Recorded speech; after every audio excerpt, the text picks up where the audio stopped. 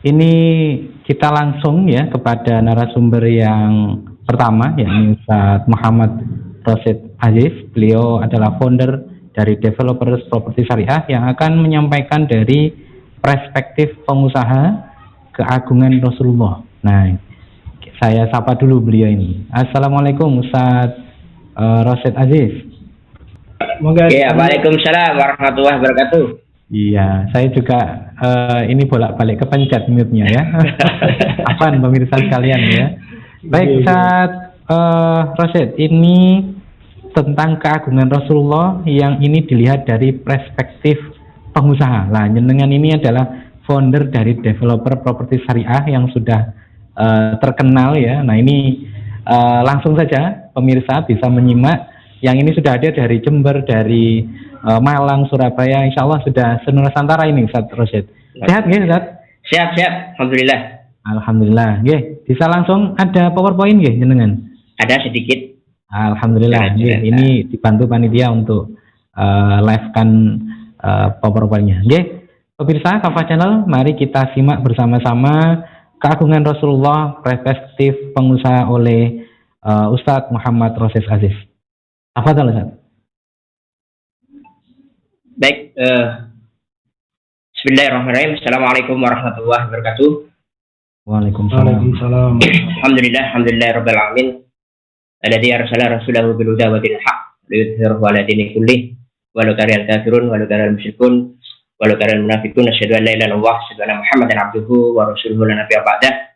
Qala ta'ala fi Qur'an karim a'udzubillahi minasyaitonir rajim bismillahirrahmanirrahim wa man ahsanu qawlan mimman da'a ila Allah wa 'amila shalihan wa qala innani minal muslimin wa qala laqad kana lakum fi rasulillahi uswatun hasanah. Alhamdulillah, puji syukur kehadirat Allah Subhanahu wa taala yang masih memberikan nikmat kepada kita semua, nikmat iman, nikmat Islam, nikmat kesehatan, waktu luang, usia yang panjang, dan berjuta-juta nikmat lain yang niscaya tidak akan kita bisa hitung satu persatu. Salam dan selamat semoga senantiasa tercurah limpahkan pada uswah kita, baginda Rasulullah SAW, beserta para keluarga, para sahabat, dan para pengikutnya yang tetap istiqomah di dalam jalan Islam hingga akhir zaman. Dan semoga saja para pendengar, para pemirsa di majelis Zoom kita pagi hari ini diberikan keistiqomahan oleh Allah sampai maut menjemput kita dalam kondisi husnul khatimah. Amin.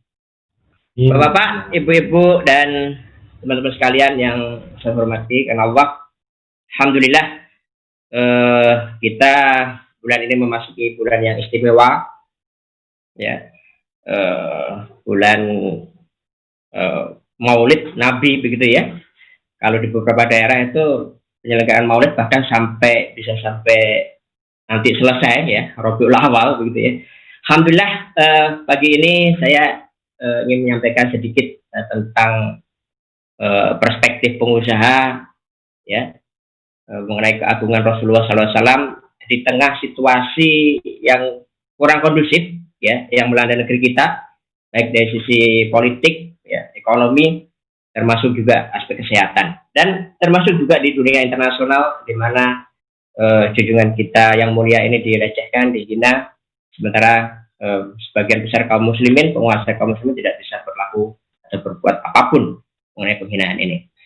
Baik, teman sekalian, ini ada beberapa slide untuk memberikan pengantar diskusi kita, walaupun tadi temanya tafsir akbar ya, gitu ya Ustaz ya.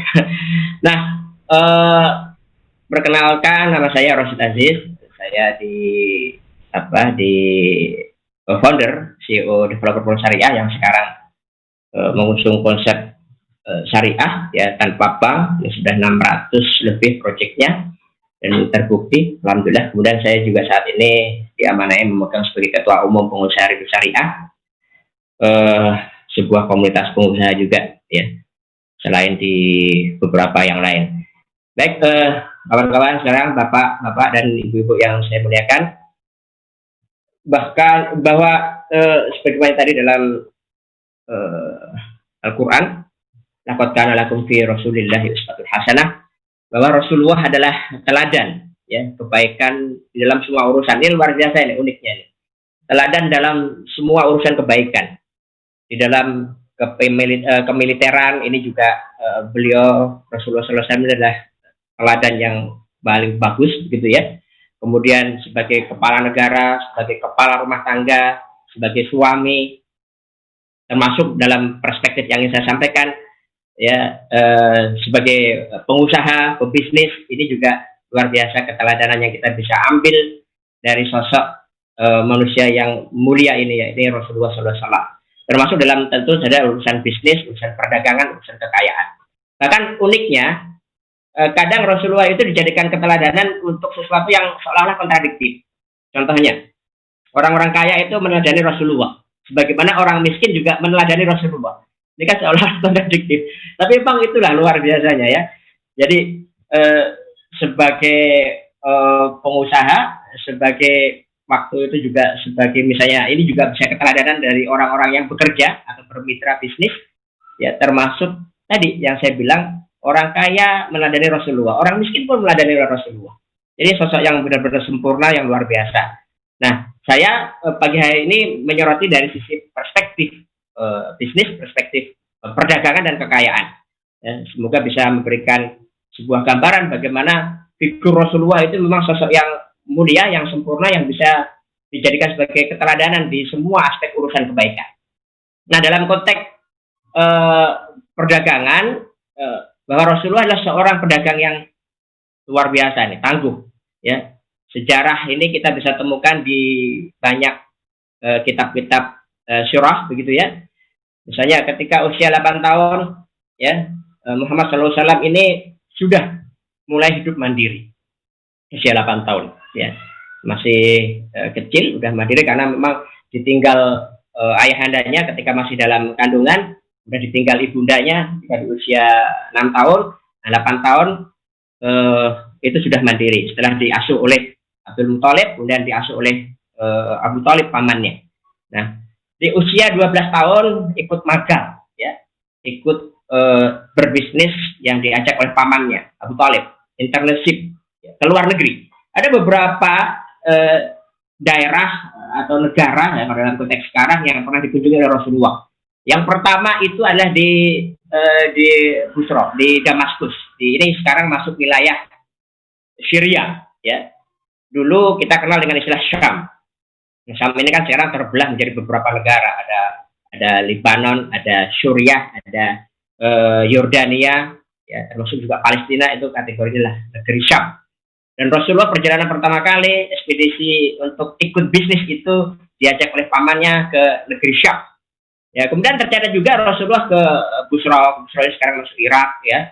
Ya, kemudian Yaman, Bahrain, Joras itu dulu ini kota tua Romawi. Ya, kalau sekarang letaknya di Yordania, dan setiap tahun ada festival Joras, ya, itu festival konser besar yang dihadiri oleh musisi-musisi dunia. Ini kota besar Romawi, ya, dan Rasulullah pernah dalam ekspedisi perdagangan sampai di sana. Kemudian di usia 17 tahun beliau sallallahu alaihi wasallam ini memulai usahanya sendiri sebagai business owner. Kalau tadi sebagai pihak yang diajak magang bisnis oleh pamannya, ya, istilahnya itu internship. Nah, setelah itu jadi business owner, mulai berdagang sendiri karena Abu Thalib ini bukan orang yang bercukupan. Di antara paman-paman Nabi yang paling sederhana adalah Abu Thalib. Nah, sehingga kemudian beliau mengatakan kepada Rasulullah agar mulai mandiri, dan Rasulullah di usia 17 tahun sudah memulai usianya sendiri sebagai business owner. Sampai usia 25 tahun Rasulullah Muhammad SAW ini sudah melakukan ekspedisi ke luar negeri sebanyak 18 kali. Kok bayangkan, 25 tahun sudah 18 kali pergi ke luar negeri. Ya, saya ketika usia 25 tahun belum pernah ke luar negeri, ya. Ya, kemudian usia 17 tahun sudah memulai usahanya. Saya mulai usaha ya kira-kira di usia 20 tahun lah. Jadi masih kalah ya. Apalagi anak-anak usia sekarang ini 17 tahun sudah bisa apa? Jarang sekali yang mandiri, jarang sekali yang punya bisnis sendiri. Ini sesuatu yang memang sangat jauh berbeda dengan apa yang kita lakukan saat ini. Kemudian bahkan Rasul memimpin ekspedisi perdagangan dengan investor atas nama Khadijah yang kelak akan menjadi istrinya. Ya, tercatat 5 kali. Ya, ke Syria, beliau memimpin perdagangan barang-barang miliknya Khadijah, kemudian ke Joras, Yordania tadi, ke Busra dan Yaman. Yamannya 2 kali. Ya, jadi total ada 5 kali beliau memimpin perdagangan barang-barang miliknya Khadijah. Nah, modal utama Rasulullah yang ini sudah sama-sama kita ketahui sebagai seorang pengusaha, sebagai seorang pedagang adalah trust, kepercayaan. Oleh karena itu sebelum diangkat Nabi pun Nabi di kalangan para orang-orang Mekah disebut dengan julukan yang sama-sama kita ketahui, Al-Amin, orang yang amanah, orang yang terpercaya. Ya. Nah, pola-pola yang pernah dilakukan Rasulullah ketika menjalankan bisnisnya, pernah beliau menjalankan pola ijarah. Ijarah itu basisnya adalah fee. Jadi beliau pernah diberikan fee, ya, upah oleh Khadijah, ya, sebelum jadi istrinya tentunya, dengan imbalan 2 ekor unta. Nah itu, ya, ketika beliau membawa ekspedisi dagangnya. Dan karena masyarakat di Quraisy adalah masyarakat pedagang, maka iklim perdagangan sudah biasa, ya, di sana. Nah, kemudian yang kita bisa telusuri apa yang pernah dilakukan oleh Muhammad SAW sebelum diangkat sebagai nabi, ya, pola-pola yang pernah dijalankan adalah pola syirkah. Salah satunya pola syirkah mudharabah, ya, dengan konsep bagi hasil dengan pemodal dari atau investor, salah satunya adalah Khadijah.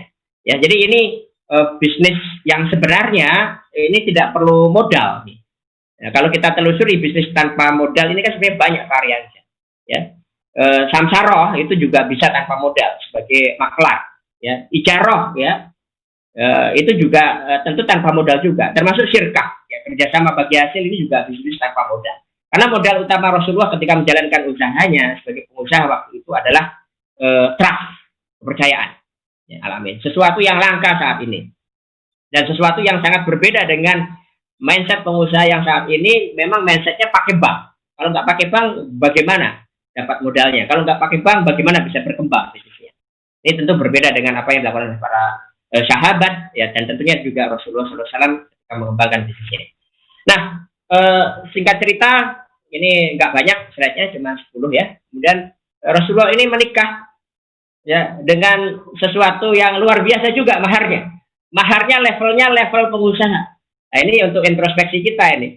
Apakah kita sudah bisa meneladani Rasulullah dari sisi ini gitu loh. Contohnya, ya, ini kisah yang sangat populer ketika beliau, ya, melamar Siti Khadijah radhiyallahu anha, ya, maharnya adalah 20 ekor unta. 20 ekor unta ini kalau kemarin lebaran, ini unta lebih mahal daripada sapi yang jelas. Sapi aja kemarin lebaran haji saya beli sapi 25 juta itu. Seekor sapi aja. Padahal unta itu lebih mahal daripada sapi. Nah, kalau sekarang mungkin kurang lebih 30 sampai 40 juta. Anggaplah 40 juta. 40 juta kali 20 ekor berapa? 800 juta itu. Maharnya saja 800 juta. Ya. Ini baru satu istri ini. Ya, bayangkan dengan teman-teman, ya, nikah baru dengan satu istri, maharnya, ya, seperangkat alat sholat, ya, sama seperti saya. Ya, kalah jauh dengan apa yang dicontohkan Rasulullah. Maharnya levelnya mahal pengusaha, ya, 20 ekor unta yang kurang lebih nilainya 800 juta rupiah. Kemudian ketika menikahi Aisyah, di dalam riwayat dikatakan maharnya ada 500 dirham. Nah, dulu dirham perak dengan dinar itu nggak terlalu jauh beda, 11-12 lah.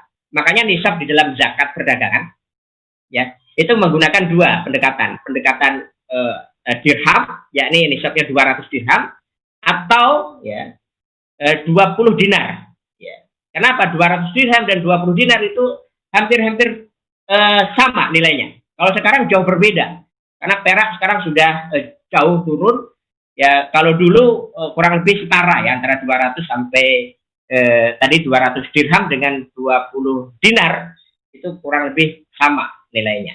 Nah, kalau dirupiahkan, ya, kurang lebih 200 gram emas. Kalau 1 gram emas itu sekarang kurang lebih 1 juta. Nah, ini sudah berapa ini? 200-an juta juga. Ya. Kemudian tercatat juga ketika menikahi Ummu Habibah, ini maharnya juga tidak kalah besar, ya, sampai 4.000 dirham. Jadi ini maharnya Rasulullah aja levelnya level pengusaha, gitu ya. Beda dengan kita, ya, maharnya cukup seperangkat alat sholat, ya. Sebagaimana saya dulu juga sama lah, rakaat sholat karena masih jadi pengusaha mungil waktu itu, ya. Nah, kemudian walaupun Rasulullah ini kaya raya, ya, tetapi beliau ini memilih hidup sederhana dan bersahaja, apalagi ketika sudah diangkat menjadi Rasul sebagai Nabi, ya. Diangkat sebagai Nabi, sebagai Rasul, Rasulullah lebih memilih hidup sederhana. Jadi walaupun hakikatnya beliau itu orang kaya raya, makanya tadi beliau itu keteladanan dari orang-orang kaya, menjadikan beliau ini suri teladan, termasuk orang-orang miskin. Karena kisah hidupnya ini komplit, lengkap, luar biasa. Kenapa saya bilang kaya raya? Karena sesungguhnya Rasul kaya raya. Sebelum diangkat menjadi Nabi, tadi maharnya ada sedemikian besar. Ketika diangkat sebagai Nabi, itu juga besar juga, ya, maharnya ketika pernikahan. Ya, kalau kita lihat, ya, walaupun kalau definisi orang kaya menurut dalam kitab Al-Amal Daulah Khilafah itu disebutkan kalau orang memiliki 50 dirham, ya, itu sudah setelah kebutuhannya orang lain tercukupi, itu cukup disebut sebagai orang kaya. 50 dirham saja. Itu kalau dalam kitab Al-Amal disebutkan seperti itu. Nah, Rasulullah jauh lebih kaya raya tentunya. Ya. Yang gimana nggak kaya misalnya? Ada minimal 4 kendaraannya Rasulullah. Ya, ada yang kendaraannya berupa kuda. Kudanya juga kuda-kuda yang luar biasa itu. Ya, ada yang namanya al-mustajas. Ini disebut mustajas karena warnanya merah, mulutnya putih dan belang di bagian kanannya. Kemudian ada yang namanya as-sakab, ada yang namanya al-lizaz, ada yang namanya atir, al-waq, al-nafif. Jadi ada kuda-kuda tunggangan Rasulullah dan kuda-kuda ini adalah kuda pilihan. Satu ekor kuda harganya berapa sekarang? Kemudian yang paling terkenal apa? Kendaraan terbaik Rasulullah unta. Ya, unta merahnya disebut dengan apa? Al-Qaswah. Ya, ini kendaraan terbaik di zamannya. Kalau sekarang apa Al-Qaswah itu? Lamborghini saja. Red Lamborghini bisa jadi kan? Ya, tunggangan terbaik Al-Qaswah. Padahal Rasulullah bukan hanya memiliki satu unta saja. Ada yang namanya Adba. Ya, itu adalah unta juga Rasulullah. Ada Al-Jad'a. Ini juga untanya Rasulullah juga. Jadi banyak itu untanya Rasulullah. Tapi unta yang paling istimewa namanya Al-Qaswah, unta merah. Makanya dalam hadis itu ada disebutkan tuh, kalau orang mendapatkan hidayah melalui perantaraan kalian, itu lebih baik daripada unta merah yang kalian miliki. Ya, kenapa? Karena unta merah itu adalah kendaraan terbaik di zaman Rasulullah saat itu. Nah, sekarang bisa dibayangkan kendaraan terbaik ya orang saat ini pengusaha apa? Nah, itu kurang lebih begitu. Kemudian ada lagi kendaraan yang ketiga Rasulullah, namanya bigol. Bigol ini campuran antara kawin silang kuda dengan keledai. Dan Rasulullah memiliki bigol yang warnanya putih, yang namanya asyahbah. Ya. Jadi, nah, yang terakhir apa? Keledai. Keledainya juga dikasih nama tuh. Keledainya Rasulullah namanya Al-Afir. Ya. Jadi, beliau orang kaya raya, ya, dilihat dari kendaraan, tidak dari rumah misalnya.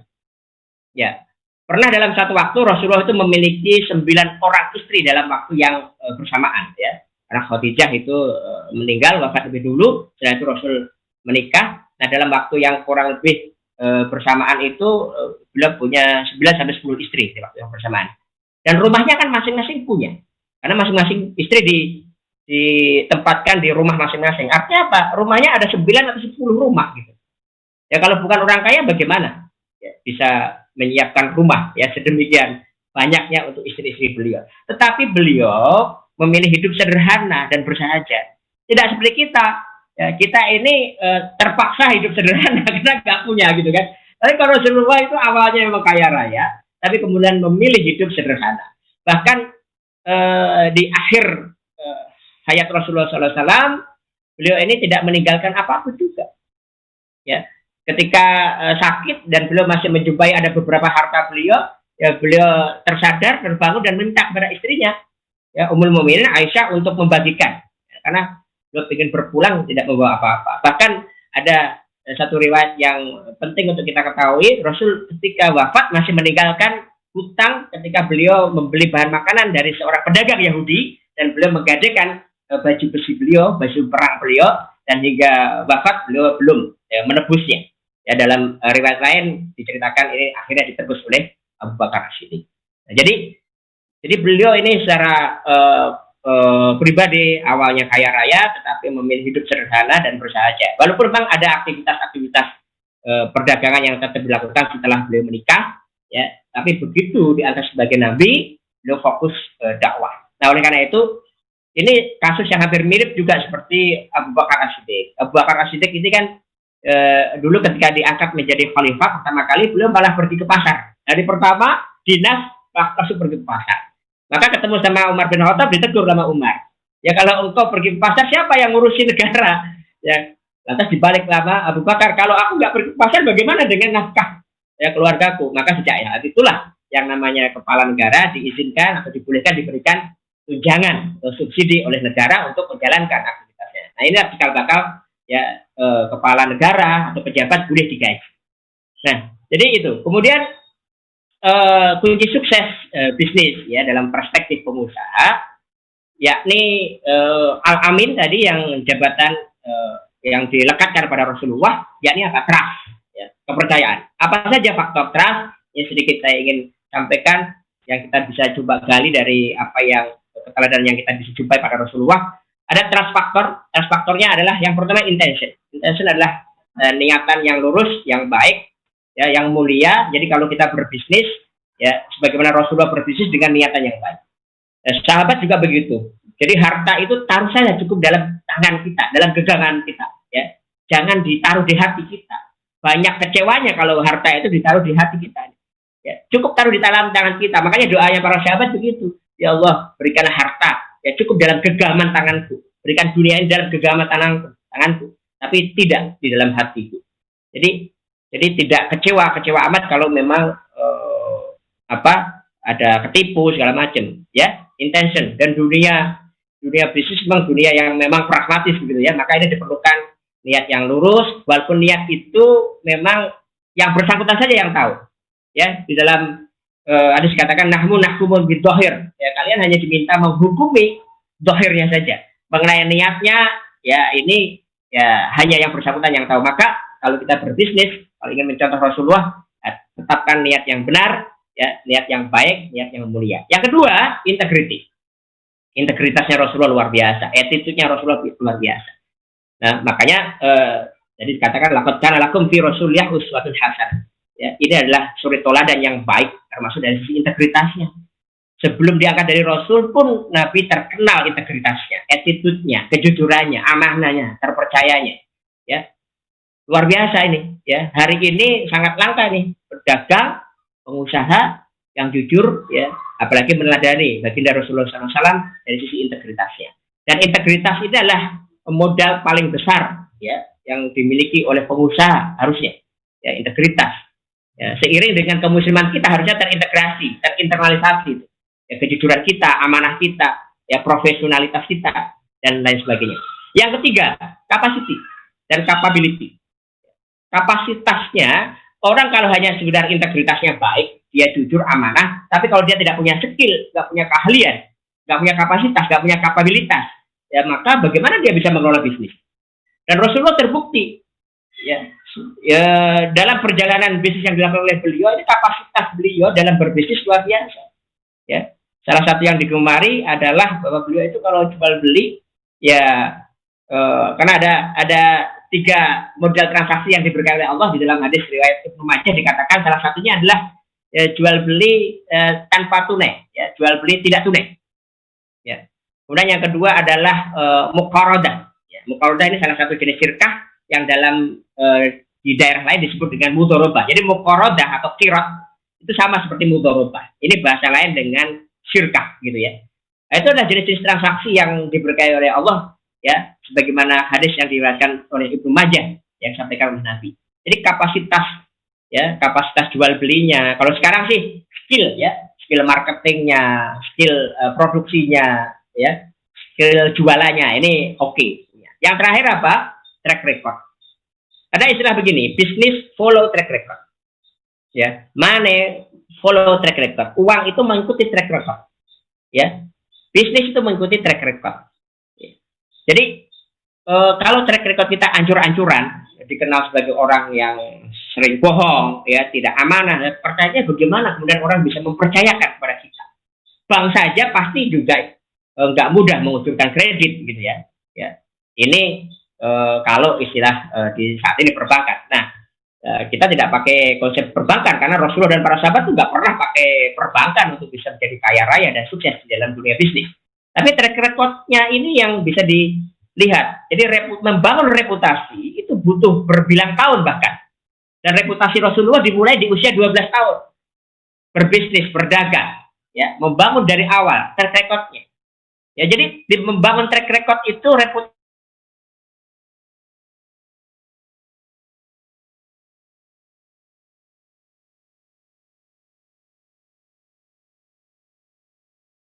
Karena itu ini penting kiranya untuk kita teladani ya, bagaimana track record Rasulullah ketika membangun bisnis. Nah, inilah yang ingin saya sampaikan, dan terakhir ini ada beberapa pesan ya terbaik dari Rasulullah SAW dalam hadis-hadis yang beliau sampaikan. Salah satunya adalah harta terbaik.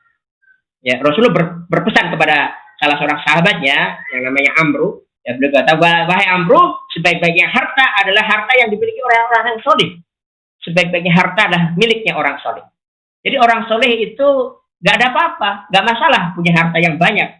Kenapa? Karena sebaik-baiknya harta, ya, itu miliknya orang soleh. Saya berani katakan begini, kenapa sekarang kriminalitas, kenapa sekarang bisnis banyak yang yang negatif gitu ya?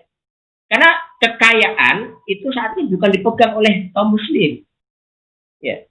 Padahal kekayaan itu adalah kalau saya katakan sebagai ciri-ciri kesalehan dunia bahkan. Ya. Ciri-ciri kesalehan dunia itu dia dari kekayaan.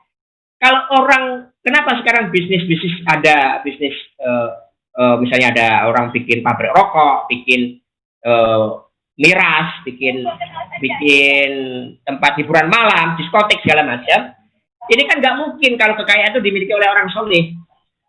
Coba kalau misalnya Ustadz Aziz Rahman atau Ustadz Ainun Nazif ini diberikan kekayaan oleh Allah triliunan, ya. Kira-kira antum kalau mau bikin bisnis, kira-kira bikin bisnis apa?